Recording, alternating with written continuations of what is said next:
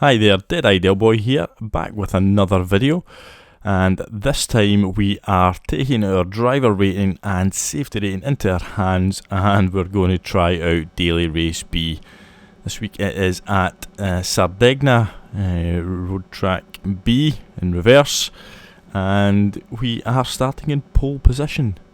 As per usual, out-qualified myself, and yeah, well, I put in a really good qualifying lap of 18.8, and it was good enough for pole position in this lobby, which was the top split lobby. This was, I think, 1:30 in the afternoon. It was a lunchtime race for me. But yeah, we're going to see a couple of races, and they're both pretty action-packed, to be honest with you.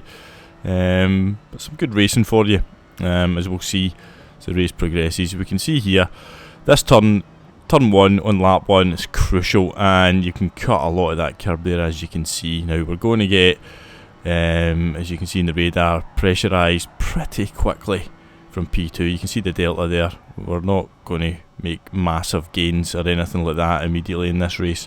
You can see the P2 car just coming into the shot on the radar there. This turn here, making sure we clip the apex and try and power out as we head down to this long sweeping right-hander. You can see in the background though, we've got a penalty, a half-second penalty for the driver in P2, which is pretty handy because he's going to close right up on me here as we go slightly wide. Some good racing though, he gives us a little bit of space, but we've got to give him space, so we're kind of going slightly defensive already.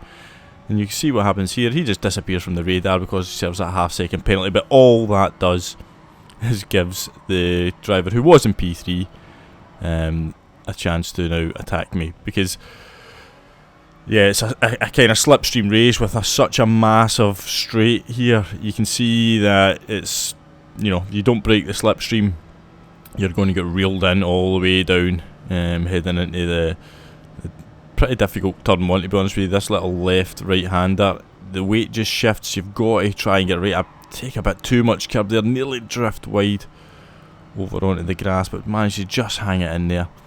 But we're not getting away from the driver behind, so it's going to be a difficult race. You can see in the replay, the radar, there was a little bit of a coming together between P2 and P3, and Motorstorm Hero is back up to P2, so he's got a bit of pace. He's using the Renault RS01, which was the car that I set my lap on.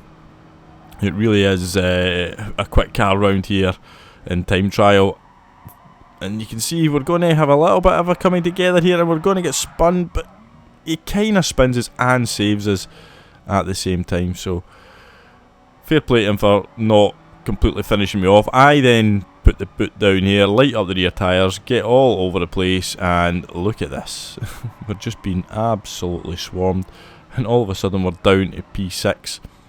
From P1 to P6, not good at all. We're going to have quite a battle on our hands now, but I make the decision to move over to the right pretty quickly, and the Italian, he didn't expect me to do that. He thought he was just going to tuck in Motorstorm's slipstream, but I was already there first, so a little bit of smart driving there, and we get the run on. The Supra's got the pace on the RS01 down that straight, and we managed to get the position back, but again, trying to hold that turn is difficult. I think Motorstorm caused a little bit of havoc behind us, so he gets past us, but he's the only one that gets past us, and now we've got Pistol Smoke for company behind us.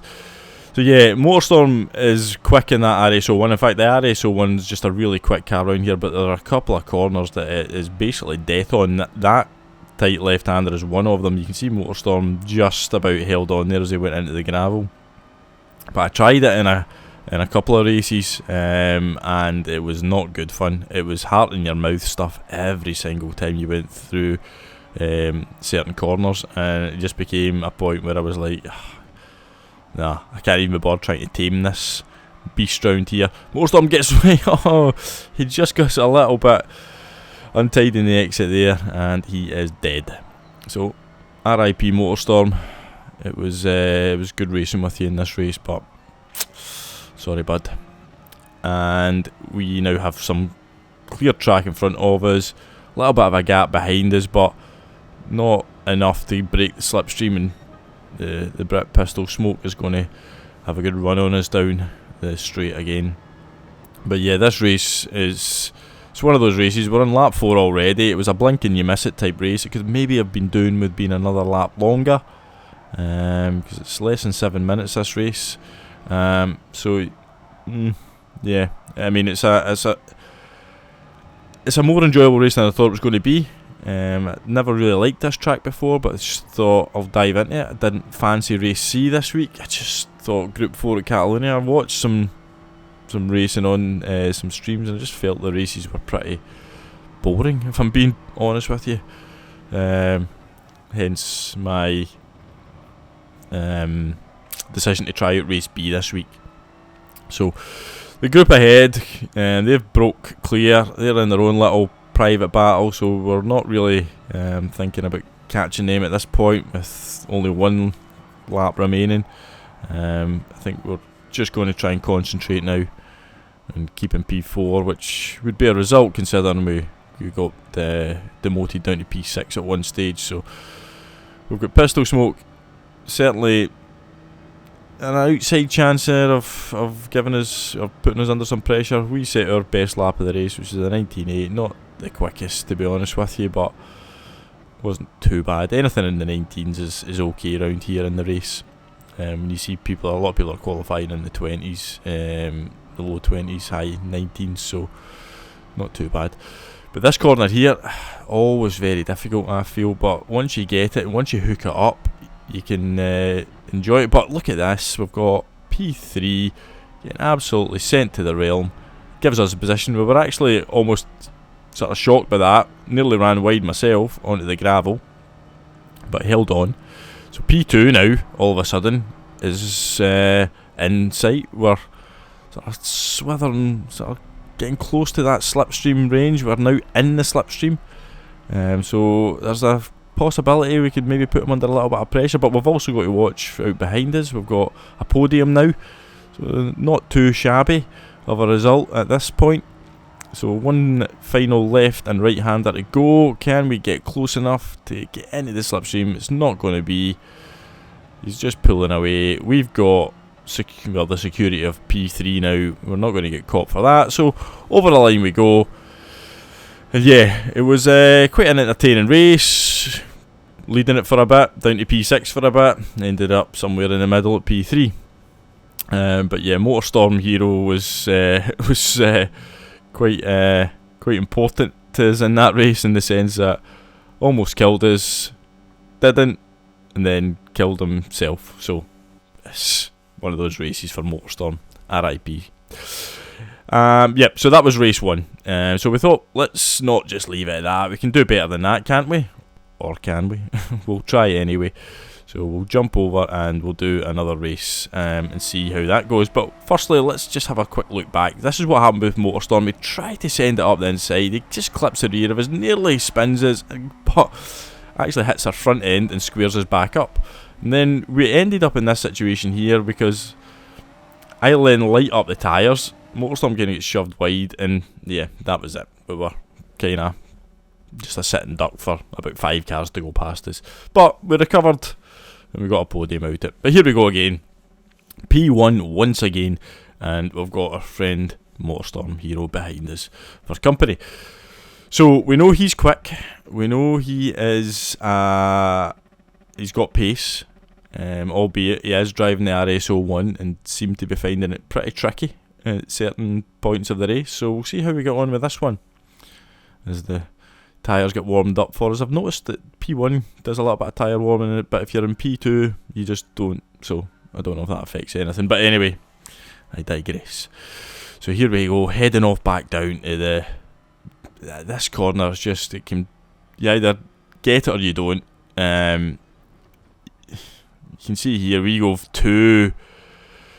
we've drifted wide a couple of times, so I cut the corner far too much there, and that just lets Motorstorm go around. But he's got another half-second penalty, so I don't know what he's been doing on that turn 1, lap 1, but immediately he's ahead of us, which isn't great, and immediately he's on the gravel. So it looks like we're in for a repeat showing as he goes onto the gravel again of that first race. So as I said, he's quick, but certainly finding that car a handful. Now, we have to make a decision here. Do we try and go for the move? He's going to serve a half-second penalty, but out of nowhere, we've got some company. This is the Italian, absolutely sends it. Now, I don't know if he had some previous, but he just wasn't for hanging about with Motorstorm, as he just sends it up the inside again.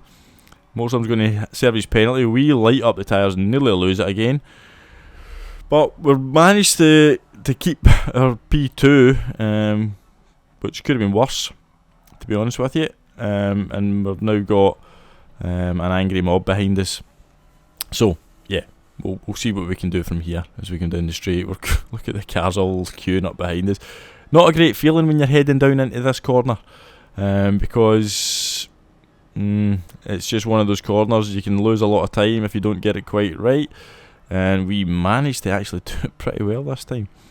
But we've got a lot of traffic still behind us, and I know the German behind us, I've raced him a few times, he's pretty quick, so I had him for company. And the Italian's obviously got a bit of pace in that RS01. He seems to have mastered it a little bit better than the Brit Motorstorm. So yeah, we'll see. He's pulling away from us, so we've got to try and pick up the pace a little bit, try and get back on, back into his slipstream. Let's see, it was a little bit wider, but we nail that pretty well, and you can see we're just outside the slipstream there, but we just get back into it, and if we can keep that, we'll be doing alright. But we make a mistake there, clip the curb by too much and almost spins us, but we've now given ourselves some problems with the German behind us. He's going to get sneaky, but look at that's how easily this race can fall apart for you. He just pushed a little bit too hard in that Renault, drifted a little bit wide, got on the gravel, and yeah, he was in trouble. Now the German's got a big run on us here. Now we've got a decision to make. The German doesn't want to back out. He manages to almost hold it. He gets a couple of tyres on the grass. We've got P3 now for company, and given the German space on the outside there, so we've got, you can see in the radar, it's all happening behind us. There's been another change of place now. We've got the Belgian into P2, so we've given him space. Just about hold on there. Thought it was going to go into the gravel. We've got the Nissan, is it the GTR behind us, so he's going to take a run up the inside, and the GTR's got plenty of pace, so he manages to make it work. And now we go a little bit wide here. We've got the German on the outside of us. We just hook onto the back of the Belgian here to stop the German getting back. We're going to take a little look up the inside. Are we going to go for the move? We are going to go for the move. Again, keeping it nice and tight to the apex. Behind us, it's changing again. The German now makes the move. He's into P3. So we were door numbers 1, 2 and 3, and we were having a really, really good battle here. Now the German's going to spot a gap, a little bit aggressive there, as he just sends it and shoves us a little bit as we go around the corner. But not too worried. But as I try to move in the slipstream, I absolutely had no idea that there was a GTR stuck to the back of that Supra. It's like a Suprasan. It became one car. No, that doesn't work. But anyway, just became a complete surprise to me there. But he then gets pushed out by the German behind, and we now have P2 all ourselves. And we've got the German in front of us to try and hang on to. I know he's pretty quick as well, but we're going to see if we can have a little battle with him. But firstly, I was kind of conscious about trying to break the slipstream behind, because I thought if we could break the slipstream behind and then make it a 1-2 battle, that would be easier. But we're obviously nearing the end of lap 4 here, so we've not got a lot of time, but we've broke the slipstream to the cars behind us, so we can kind of focus now on the German in front and see if we can do anything near that corner. But we just went past that barrier. It can just scare the life out of you at times. But the German's going to go a little bit deep there. We're going to take a nice run. He gets a little bit loose on the grass, on the gravel, and you can actually sometimes pick up a penalty by going too wide there, but he manages to avoid that. And we're going to get this run the slipstream here. See if we can make a move. Again, coming up here in the slipstream, this left and right hander, the dirty air can hurt you a lot, but we managed to take it pretty well there, and we're right on his tail now. So it's all about putting pressure on him now, seeing if we can force a mistake out of him, seeing if we can just do enough to let him know we're there, get in his radar. But he takes that corner, the double right-hander, pretty well, and the apex onto there, so we just can't get close enough now. You can see the slipstream, we're just hanging about the 7/10 mark.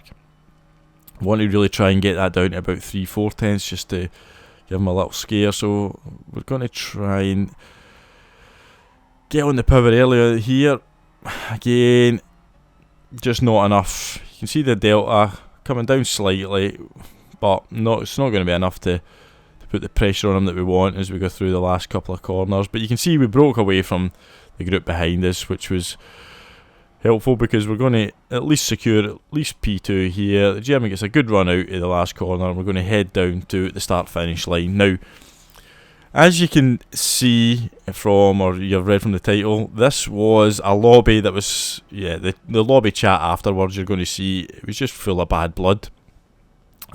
People arguing. In this race B can do that to people, so we're going to have a look at that and see what was going on, see what happened in the madness behind us. Nothing untowards here. I say well done to the winner, Kingo. Motorstorm's thanking people for the race. Domi tells Mr. Full Throttle to learn to drive. Mr. Full Throttle gives a smiley face to Alex. Don't know if that's sarcastic or not, because Alex then retorts with WTF, leave space. Kingo and me are being nice to each other though.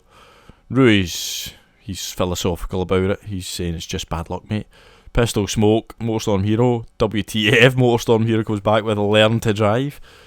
Mr. Full Throttle then calling Alex SFT1, he was Italian, superstar dirty. I mean, yeah. Alex replies with a lol.